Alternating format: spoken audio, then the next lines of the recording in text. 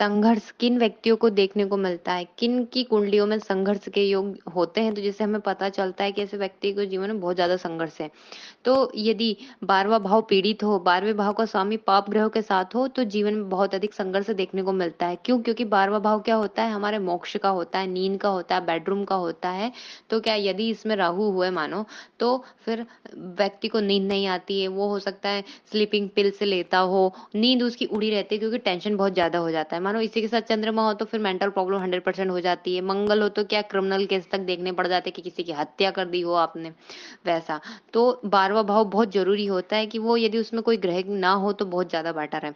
इसके बाद दूसरा सूत्र है कि छठे भाव का स्वामी लग्न में हो और लग्न का स्वामी है जो छठे भाव में, मतलब परिवर्तन एक दूसरे ने कर लिया, तो भी ऐसे जातक को जीवन भर संघर्ष देखने को मिलता है। क्योंकि छठा भाव किसका रहता है? रोग रिपू ऋण का रहता है, छोटी मोटी बीमारियों को होता है। तो वो किससे जुड़ा हुआ है? हमसे, हमारी आत्मा से।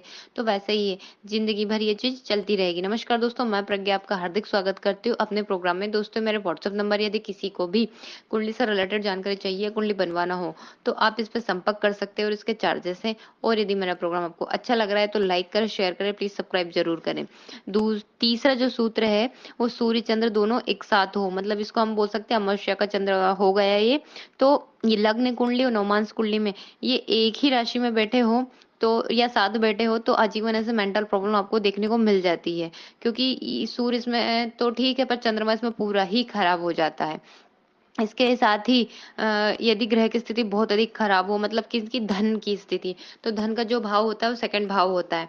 धन के भाव के स्वामी यदि 6, 8, 12 में जाके बैठ जाते हैं तो ऐसे व्यक्ति को आजीवन संघर्ष करना पड़ेगा, यदि लग्नेश भी कमजोर हो जाए, उनमें बल ना हो तो। और उसके साथ ही यदि 11वां भाव भी, यदि जो लाभ भाव है वो भी पीड़ित हो जाए या नीच का हो जाए, तो भी धन की समस्या व्यक्ति के जीवन में लगी रहेगी।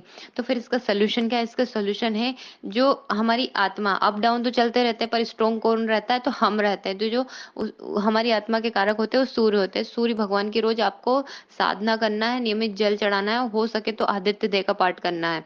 इसके बाद जो 10 महाविद्याओं में से उनकी शरण में आप जा सकते हैं तो बहुत अच्छी बात है। क्योंकि यदि ग्रहों की स्थिति बहुत ज्यादा खराब है तो आप किस किस किस ग्रह की शांति कराएंगे और कब तक करवाएंगे? आजकल तो वैसे ही समय नहीं होता लोगों के पास।